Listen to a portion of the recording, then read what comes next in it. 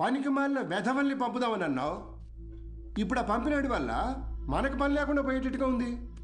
ఒక్కడే కదా, ఒక్కడితో ఆగకపోతే వీడిని ఇన్స్పిరేషన్గా తీసుకుని మిగతా లెక్చరర్స్ కూడా మొదలు పెడితే 10th పేజీలో వీడి గురించి వచ్చిన ఆర్టికల్ మొదటి పేజీకి పాకితే మనం మొదటి పేజీలో ఇచ్చే యాడ్ని ఎవ్వరు చూడరు. బతకలేని పడి పొంతులని పోగేసి వ్యాపారం మొదలుపెట్టిందే నేను. ఆఫ్టర్ ఆల్ ఒకడు దాన్ని పెకిలించడానికి ట్రై చేస్తే చూస్తూ ఊరుకుంటానా? ఆఫ్టర్ ఆల్ జూనియర్ లెక్చరర్ పీకే. కాంట్రాక్ట్ ఇష్యూస్ అనేసేనా 6 months ముందే నోటీస్ ఇవ్వాలి. అంత టైం వాడికిస్తే నాకు రిస్క్. అందుకోసం గవర్నమెంట్ రిస్క్ లో పడేయమంటావా? అపోజిషన్ వాళ్ళు యోకేస్తారు. సీఎం ఒప్పుకోడు.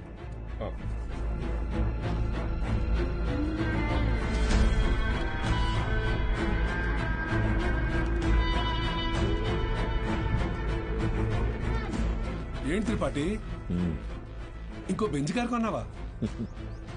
అది నాది కాదు, నీదే. ఏంటి?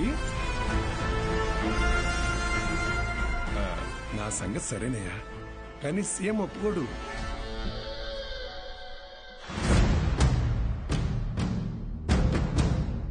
యో, నారాయణ స్వామి ఎందుకు వస్తున్నాడు? నీ సీఎం నువ్వు చెప్తే వినడు, కానీ అపోజిషన్ లీడర్ అసెంబ్లీ హాల్లో చెప్తే వింటాడుగా. త్రిపాఠి, నాకు చిన్న సాయం చేస్తావా? ఏంటి? దయచేసి నువ్వు రాజకీయాల్లోకి మాత్రం రాకయా. డెఫినెట్ గా రాను. ఎడ్యుకేషన్ లో వచ్చేంత డబ్బు పాలిటిక్స్ లో రాదు. రాష్ట్రంలో నిరుద్యోగ సమస్య రోజు రోజుకి పెరిగిపోతోంది అధ్యక్ష. దీనికి ప్రధాన కారణం ప్రైవేటీకరణ అధ్యక్ష. రోడ్డు కాంట్రాక్టర్లు, రైల్వే కాంట్రాక్టర్లు ఇప్పుడు కొత్తగా గవర్నమెంట్ జూనియర్ కాలేజీలు నడపలేక ఇప్పుడు వాటిని కూడా ప్రైవేటీకరణ చేసేసారు. ప్రెసిడెంట్ గారు మీ ఇంటి దగ్గర పాలు పోయొద్దన్నారండి. కావాలంటే కేంద్రానికి వచ్చి డబ్బులు కట్టి పాలు కొనుక్కోండి, ఏమనుకోద్దు సార్.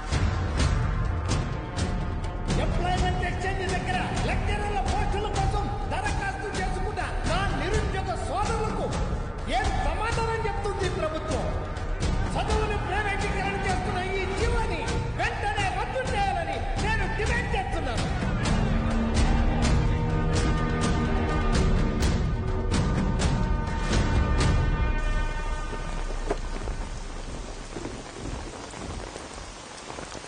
లోపలికెళ్ళి కీ ఇచ్చేసి రేపటి నుంచి నువ్వు పనిలోకి రా. ఏమైంది సార్? వెళ్ళి నీ కొడుకుని అడుగు. సార్,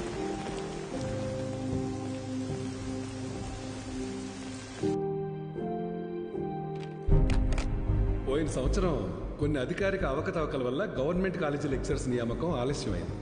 ఆ లెక్చరర్స్ కొరతని ప్రైవేట్ కాలేజీలు భర్తీ చేసి ఒక కొత్త వారధికి నాంది పలికాయి. కానీ ఇప్పుడు పరిస్థితి మారింది. ఇటీవల జరిగిన ఇంటర్వ్యూస్లో 500 మంది లెక్చరర్స్ సెలెక్ట్ అయ్యారు. కానీ పోస్టింగ్స్లో ఇంకా అస్పష్టత నెలకొంది. దీనికి కారణం గవర్నమెంట్ కాలేజీలు మొత్తం ప్రైవేట్ కాలేజీల ఆధీనంలో ఉండటమే. ఒక సదుద్దేశంతో తలపెట్టిన కార్యం నిరుద్యోగానికి కారణమవుతుంది. అందుకే ప్రైవేట్ కాలేజీలతో ఆనాడు ఏర్పాటు చేసిన ఎంఓయు రద్దు చేస్తూ జీవోని ఇమ్మీడియట్ గా రివోక్ చేస్తున్నారు. సో గవర్నమెంట్ కాలేజెస్ లో ఉన్న ప్రైవేట్ కాలేజ్ లెక్చరర్స్ తిరిగి వాళ్ళ కాలేజీలకు వెళ్లిపోవాలని ఆదేశాలు జారీ చేస్తున్నారు. ఏం దిగులు పడుకు బాబు, అన్నీ సర్దుకుంటాయి. మీనాక్షి వాళ్ళ నాన్నగారి ఆప్తికానికి కాశీకి వస్తానని మొక్కున్నాను బాబు. అందుకే ఈ హడావుడి ప్రయాణం.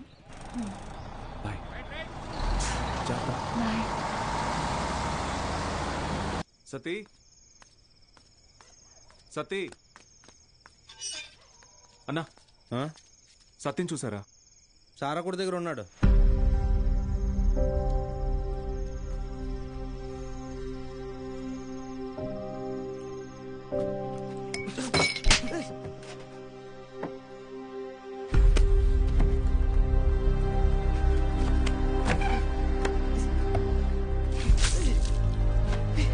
తుడుచుకో.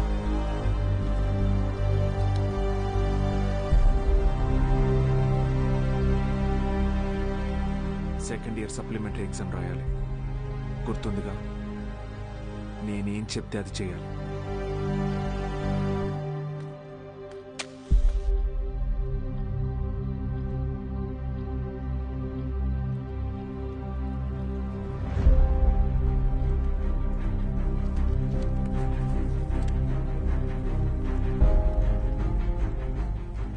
అమ్మ నాన్న పోయారు. ఇప్పుడు నువ్వు వెళ్ళిపోతున్నావు. ఇంకెవరికోసం రాయాలి?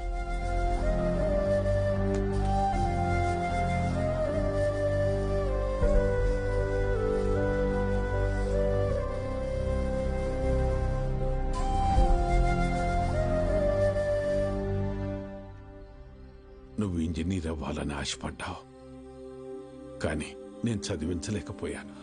నన్ను క్షమించరా. ఎందుకు ఇప్పుడు ఓడిపోయాను? నీ వల్ల అక్కడ ఒక్క స్టూడెంట్ ప్రయోజకుడైనా నేను గెలిచినట్టు భావిస్తాను. వాళ్ళ అమ్మా నాన్న ఆనందం వెనక నా కొడుకున్నాడని గర్వపడతాను. ఇప్పుడు ఏమైందని? ఎందుకు జరిగిపోయింది దాని గురించి బాధపడుతున్నావు?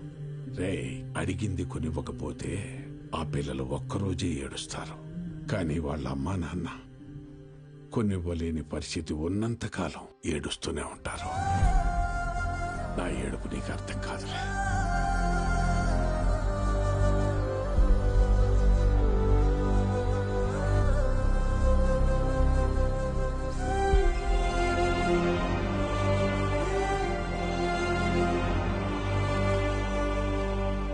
వాళ్ళు గెలిచామనుకున్నారు, కానీ అస్సలు యుద్ధం అప్పుడే మొదలైంది. ఇంటర్ ఫస్ట్ ఇయర్లో పేర్లు ఇచ్చినట్టు ఇచ్చి మళ్ళీ వెనక్కి వెళ్ళిపోయారండి, లెక్చరర్లు లేరని. బ్యాగులు వేసుకుని ఎక్కడికి వెళ్తున్నారు? వీరన్న, పొద్దు పొద్దున ఎక్కడికి రా? క్లాస్కి వెళ్తున్నామండి.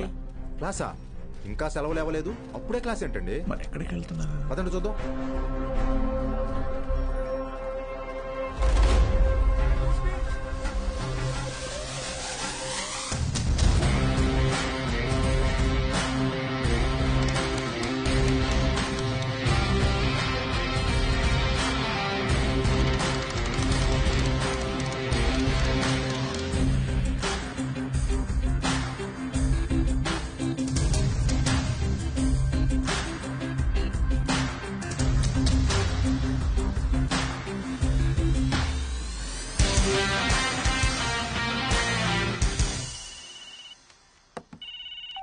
హలో బావా, ఆ మ్యాక్స్ గార్డ్ ఇంకా ఊళ్ళోనే ఉన్నాడు.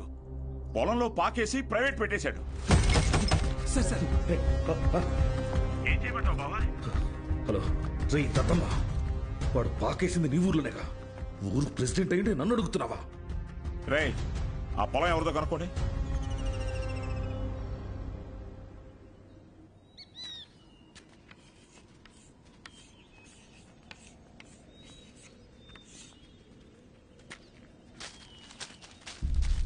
ఏం పంతులు, బాగున్నావా?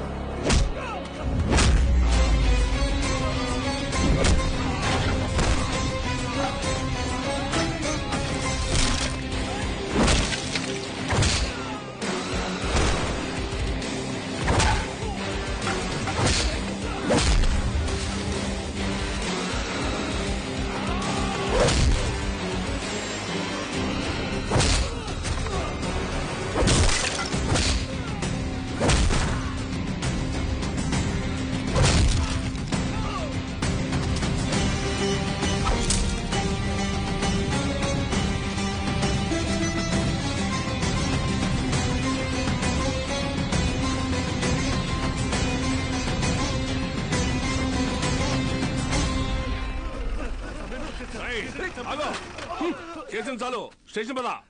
సార్ సార్ వాళ్ళే సార్ పిల్లలు చదువుకునే పాకని పడగొట్టేసింది. ఏం జరిగిందో నాకు తెలుసు. పదా స్టేషన్కి. సార్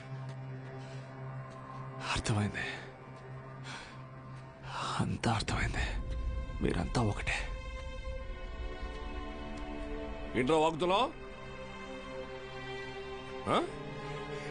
ఎంత కమ్ముడుపోయావు? ఏంట్రా ఎంత కమ్ముడుపోయావు? ఏంట్రా వాగుతున్నావు? రై లాంటివరా. ఎంత తీసుకుని నీ యూనిఫామ్ వాడి పక్కలో పడుకోబెట్టావు?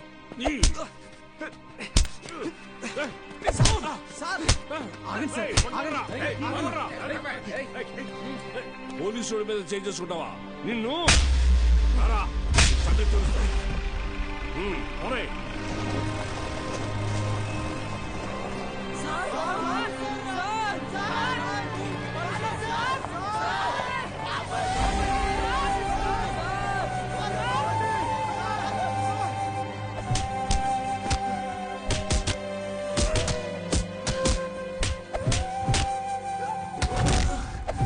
సార్, పంతుల్ని కొట్టడం పాపం సార్.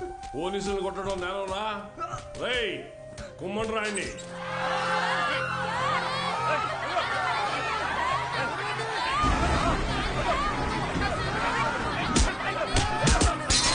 అయ్యా ప్రెసిడెంట్ గారు, మన బాలు సార్ని పోలీసులు అరెస్ట్ చేశారు. మీరు కొంచెం.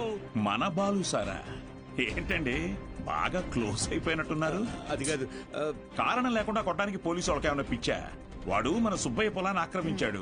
సుబ్బయ్య కేసు పెట్టాడు, వాళ్ళు అరెస్ట్ చేశారు. అబద్ధం. పిల్లలకి చదువు చెప్పడానికి సుబ్బయ్యని అడిగి ఆ స్థలంలో పాక వేశారు. చెప్పరా? చెప్పరా? మీకు ఫోను. ఎవరు? ఎస్ఐ గారు. హలో సార్, ఇక్కడ స్టేషన్ ముందు కాలేజీ పిల్లలు గొడవ చేస్తున్నారు సార్. 4 తగిలించండి, వాళ్లే పోతారు. వాళ్ళల్లో మీ అమ్మాయి కూడా ఉంది. ఏంటి?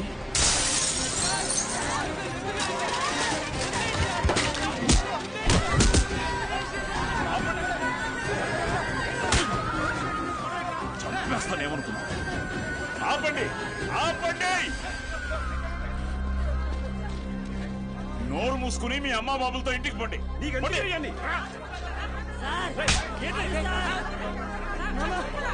నీ కుదరగా తీసుకో.